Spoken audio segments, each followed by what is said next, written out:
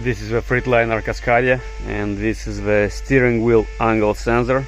This is how it looks, and it sits right here. To replace it, you should remove the steering wheel cover.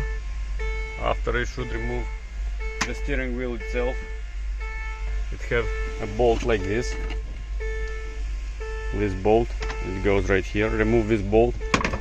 After, remove the steering wheel itself, and after, loosen these 3 bolts, 1, 2 and 3. Take out this, it goes only in one position, and after, remove the steering wheel sensor. Да.